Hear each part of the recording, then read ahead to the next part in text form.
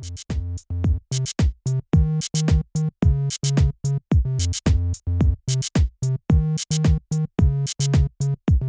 get the privilege of doing Mr. Chuck Renslow's Gold Coast vest. It's a Western cut vest. I can tell just from my own personal experience that it's also a Western cattle hide.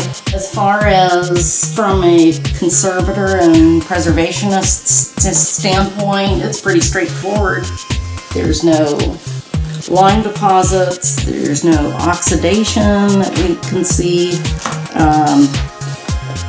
It's not falling apart. There were no pins on it necessarily to weight it down. Is well made and built to last.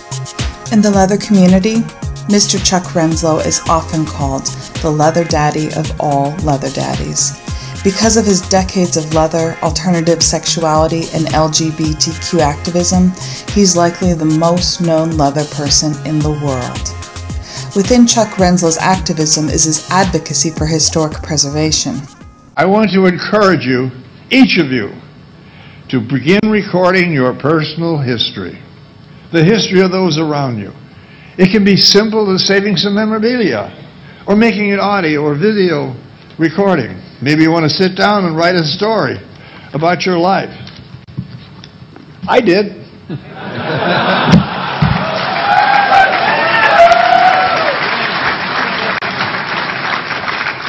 You might just gather and label your photographs. You might interview friends.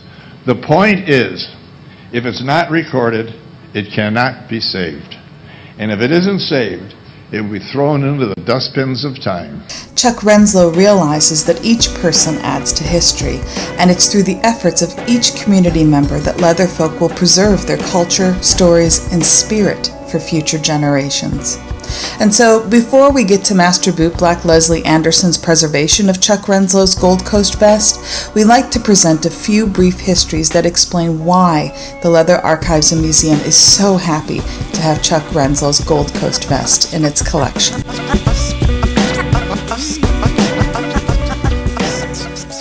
My name is Rick Storer. I'm the Executive Director of the Leather Archives and Museum. The Leather Archives and Museum at its core is a steward for the history, the traditions, the legacies, the culture, the art of leather. And when I say leather, I'm using a really umbrella term to represent leather, kink, BDSM, fetish, and alternative sexualities. The job of the museum is to collect resources related to leather and related lifestyles and preserve those things for as long as we possibly can. And then, in my opinion, the most important thing is to make those things available to people through exhibition, through research, through finding aids for archival materials, to make sure that those things that we're taking so much care to save get used. The beginnings of the Leather Archives and Museum, really, it's a story of necessity. Chuck Renslow and a group of other people really understood the need for people to have a place where their life would be saved, where their identity would be respected and put up on the walls and passed along to future generations. And that's really where the concept for the Leather Archives and Museum came from. Chuck Renslow was really the impetus behind the founding for the Leather Archives and Museum. There were other people involved, but it was really his baby. He was absolutely the cheerleader behind the Leather Archives. And so Chuck was really the driving force behind putting the original board of directors together, putting the right people in the right place so that leather people around the world knew that there was a place at the Leather Archives and Museum for their collections. Chuck was a big part of the early funding, put a lot of his own investment into just getting the ball rolling. Chuck Renslow. Chuck Renslow. Chuck Renslow to me is probably the ultimate daddy. So I've had nothing but support from Chuck, and he's just an amazing man who just continues to give, understands, doesn't always agree with the way that you're going, but is willing to say, you go do it, and I'll help you. He's helped people, he's been a daddy to so many Leathermen out there. He is someone I look up to. One of my first trips was to go to International Mr. Leather, and I met Chuck there. Anybody who knows Chuck Renslow knows about International Mr. Leather. Started out, honestly, as a way to bring guys into his bar, maybe make a little money, have a good time. What I really respect is that Chuck had the foresight to let International Mr. Leather kind of organically grow and become not something that he wanted it to become, but something that leather men and eventually leather women and people of all genders wanted it to become. As an F2M trans man, I remember when I first read about Billy Lane competing in IML in 1998 and Tyler McCormick winning IML in 2010, and I really couldn't believe it. I never thought that IML would support trans men in that way. And then I met Chuck. And not only is he an advocate for diversifying leather spaces, but he's also a very serious pioneer whose acceptance matters immensely both on a national and local level. The truth is that all of our issues are gay issues, all of our issues are straight issues. They're the same issues that face blacks, Asians, male and female communities. Freedom is freedom. And the rights of consenting adults are the rights of all consenting adults. We have been and are fighting for the rights of consenting adults to consent. Our victories are their victories.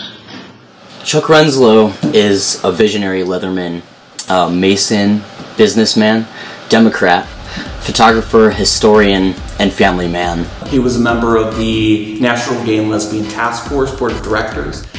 He was a big part of founding the Howard Brown Health Clinic here in Chicago, as well as Gay Life newspapers. Chuck opened up Man's Country here in Chicago, bathhouse. While it wasn't specifically targeted towards leather men, absolutely had a leather presence. So I'm in a bathhouse, Man's Country in Chicago, and I had just moved into the city. I'm bartending in this bar. I've sort of begun to explore my kinky self, and a guy walks out of the room at the bathhouse limping. And I went, "Oh, did you hurt yourself?" And he goes, "No." And his foot was covered in Crisco. And he had stuck his foot up some guy's butt. And I went, "Whoa, okay." And I just said, you know, that may not be what I want to do right now, but I love the fact that this is going on. and that just plugged into me right away that, okay, kinky is cool, because he talked about it like it was the most natural thing in the world. He has spent his life creating opportunities for, at first, leather men, but then leather people of all genders, to explore their sex and to explore their sexual identity. And so that started very early on with Kris Studios.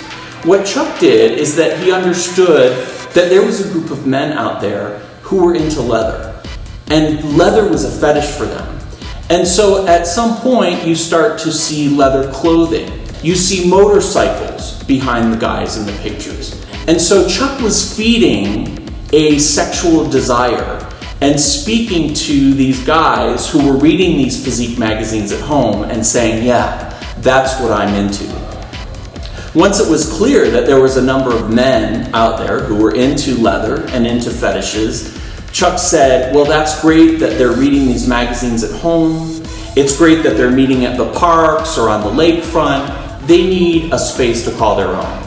It's great that they can go to other bars, but sometimes they feel like outsiders there. And so Chuck established the Gold Coast in 1958, first becoming manager, and then transitioning to owning the bar shortly thereafter. And it was a place where leathermen knew they could go and find other guys who looked like them, who talked the same language as them, who had the same sexual interests as them, and that was their place to be.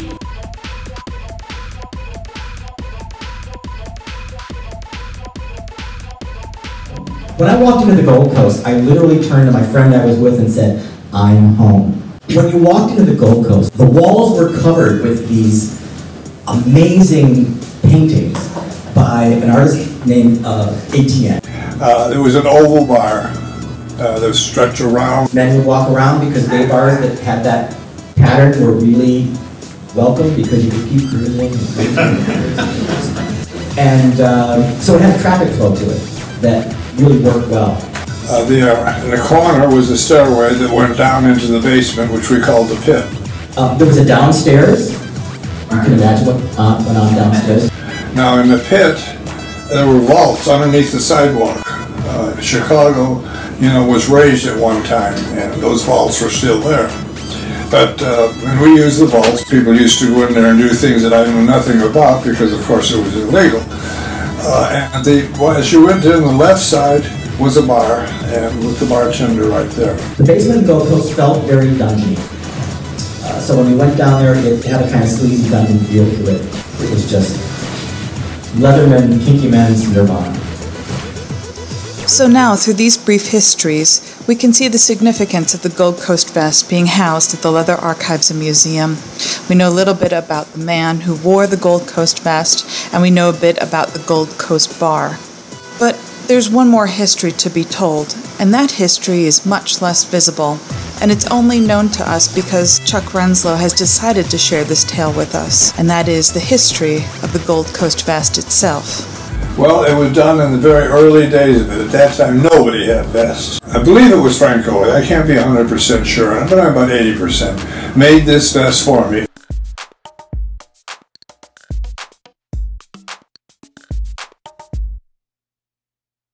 And I always liked it because the sea and the Gold Coast sort of hinged together, sort of like a chain, and I really liked that. I went in the Gold Coast one afternoon because I think a faucet or something was leaking, I don't know, but I went in to fix it, and I was wearing my vest, and I didn't want to wear my vest while I was doing plumbing. So I hung the vest up where people used to hang their coats. We had a bar in the window, with windows were painted out, and I hung my vest up there. When I went home, I forgot it.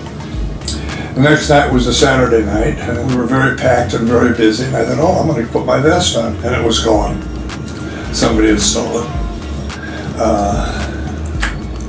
I didn't know what to do about it. I asked people, I even put a notice up, and it was just gone. I asked Frank Owen to make me another one, and he said he would, but he never did. I think he was irritated or angry that I lost it, but so be it, Just recently, about 5 years ago, yeah, that'd be about right, a friend of mine called me from California and said, I just bought your vest. I said, what? Well, he said, I don't know if it's your vest, but he says it was in a thrift shop, and I bought it for $50. Your name and the Gold Coast on it. I said, well, describe the Gold Coast. Is it hooked like that? He said, yeah. I said, my God, that's my vest. And he sent it to me. I immediately gave it to the Leather Archives and Museum. And the reason I did, I don't know if you've heard of him, but there was a gentleman, he's passed away now, it was called the Stud Works. He was fantastic on Stud Works. And he made me a new vest, and I like that one better. I appreciated it. I think it's beautiful. And right after he did it, he passed away. It's one of his last things he ever did. So all those things get combination of what I like about it.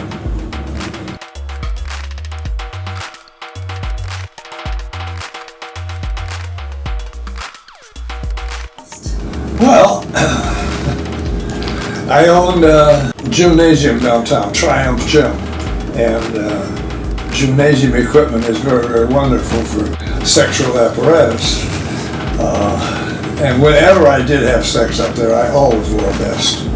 Always wore this vest, exactly.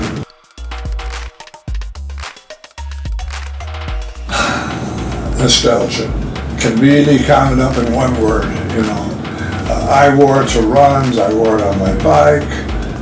When Dom and I were riding together, I rode it with him. It's just, all I could say is it's got a tremendous amount of nostalgia to it, And I almost cried when it was stolen, almost. And that's the story of that vest. It's traveled. Who knows where it's been since it left the Gold Coast at about 25 years ago.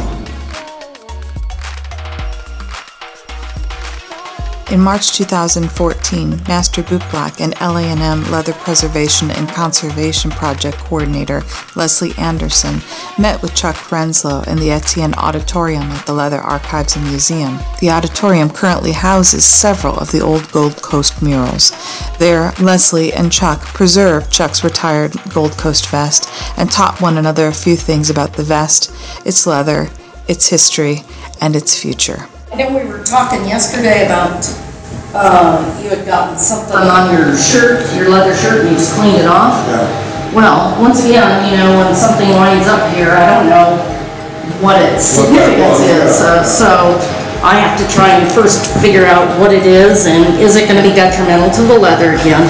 So, not to go over every little stain in the entire leather archives, but there's things like this.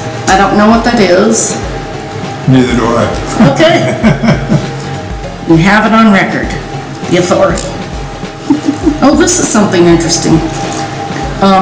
This is a Western hide steer. And the reason I can tell that is I was in New Mexico and I know all about Western hides. Because I worked with a saddle maker for a while. So I know a lot about saddle. That is from a tanning clamp. You see that?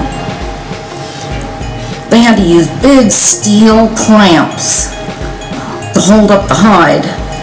And they had to be big and heavy and strong because the hides of a Western bull hide or steer, that is a heavy animal.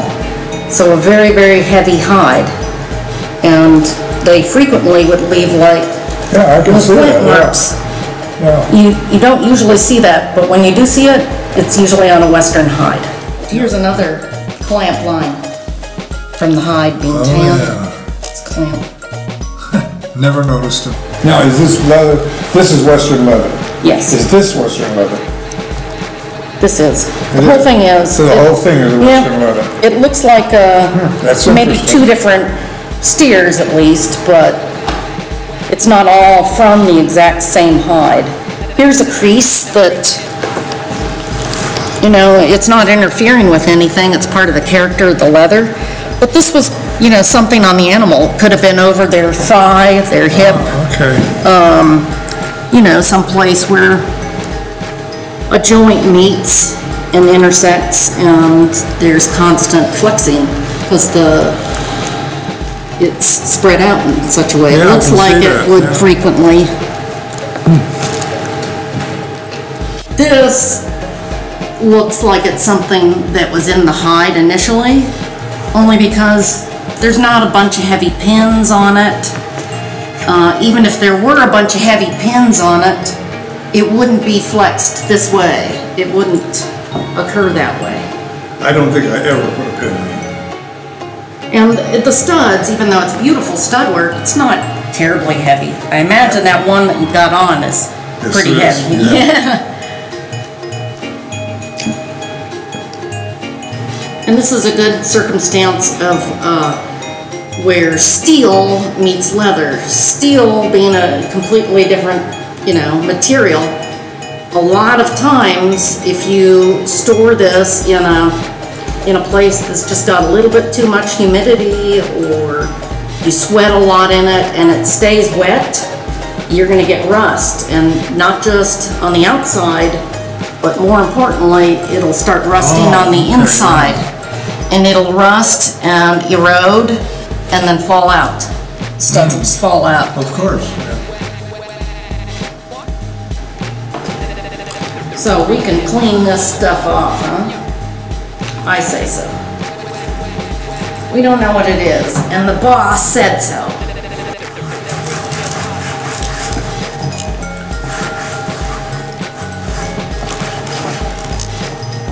I am going to go around the studs with Q-tips. With what? With Q-tips, just to get in and around them real well.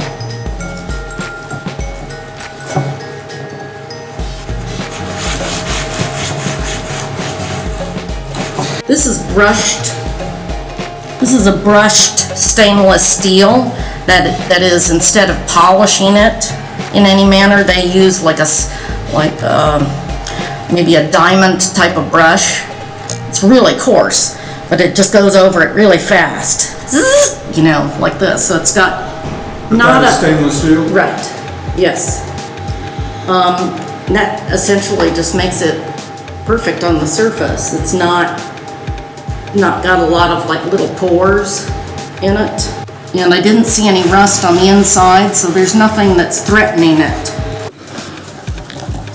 What about the threads now that's holding it? I had a pair of leather pants, and the threads just gave way one day when I was putting them on.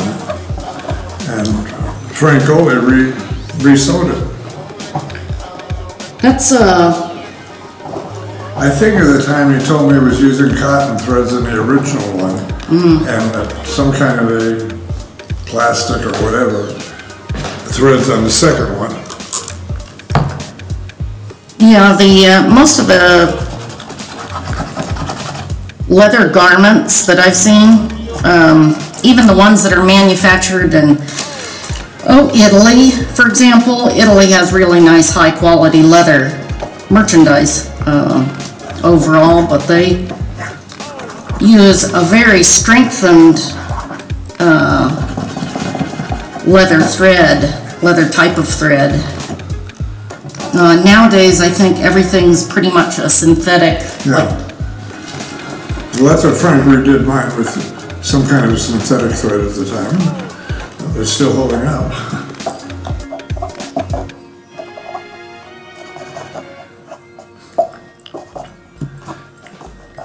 It's a fussy little thing, isn't it? You'll probably be doing this vest sometime. When you get to the back of this, you're going to have a lot of You're going to need a lot of those. Maybe by then I can afford a little. There we go.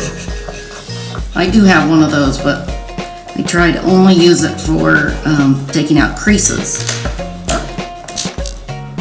Dirty. Yeah. Amazing. You know, that's all dirt. I can't see it when I'm looking at it, but she gets it right away.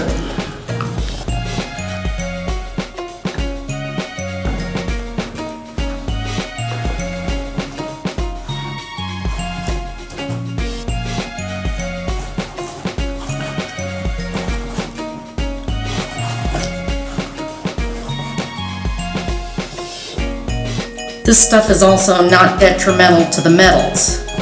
That's good. It doesn't harm the metals.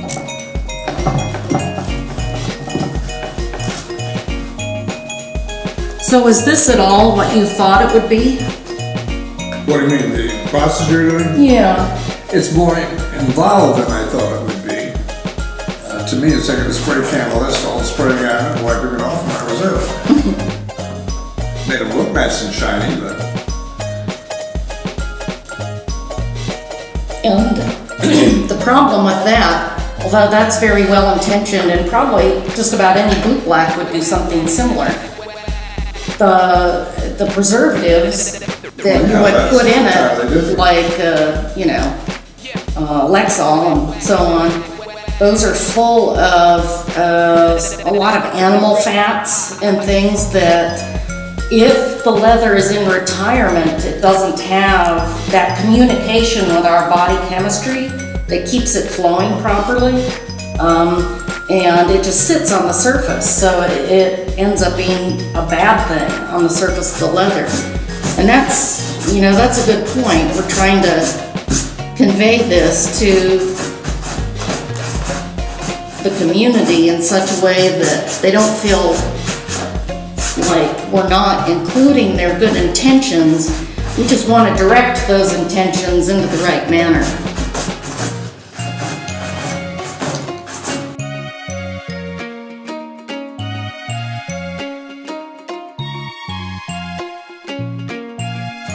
One of the things that I'm going to definitely leave on there is that $50 price tag. That's part of the story, you know? Oh yeah, definitely.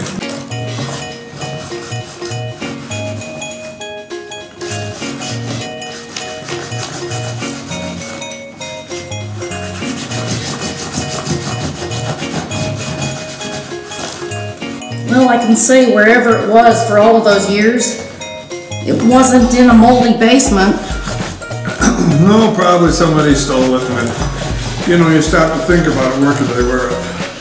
Couldn't wear it around Chicago. No, definitely The guy in Chicago knew my vest was stolen. That's true. Probably somebody had it here, moved to California, and still really couldn't wear it that much, so.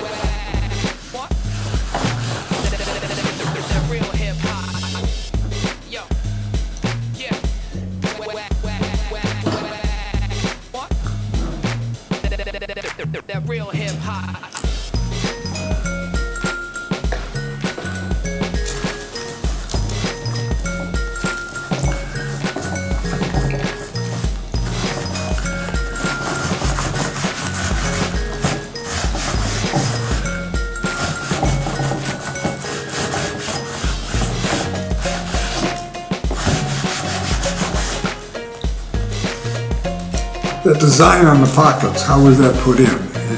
It's sewn onto the leather. Sewn? This here? Yep.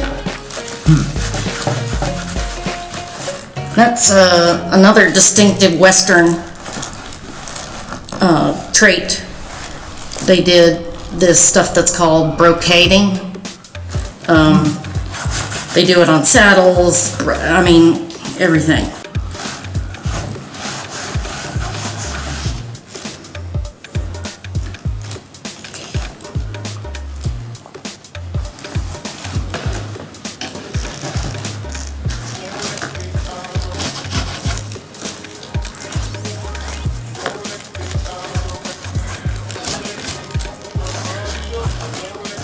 Now let me ask you this, when you finish her and it's you know, you're done, do you button the vest to hang it up or leave it open? Leave it open. Okay. I figured that, but I thought people might want to know that. It just, the rule of thumb is always just, you know, put it back exactly the way you found it. If it's not broken, don't try and fix it. And if you don't absolutely have to move it, then don't.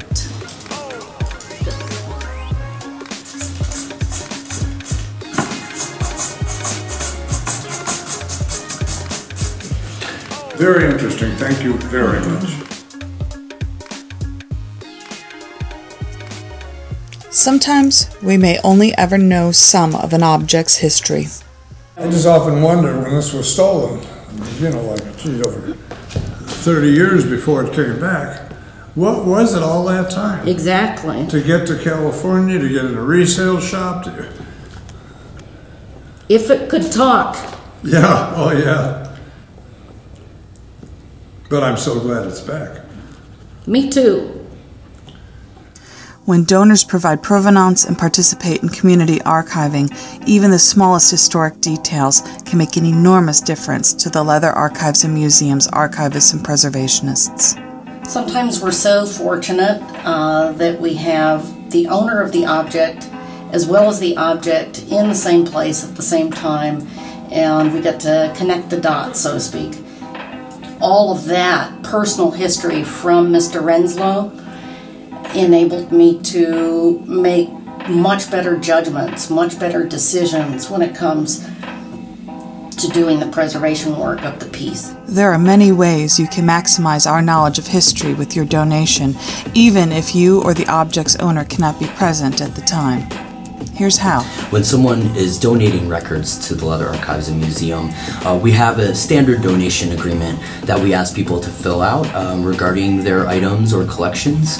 And there's a box where you can write down the provenance, so that the custodial history or the contextual history of the collection or item. And we ask that people kind of elaborate on their stories a little bit, tell us where if it's a vest or a sash, what title, year it was, where the vest has been, what runs it was a part of, and whose hands that item has been in, so that we can make sure to provide as much accurate contextual information as possible. I invite you, no, I implore you, record your history and submit it to the Leather Archives and Museum. Mr. Renslow, what would you like your legacy to be? Leather Archives and Museum, no question about it.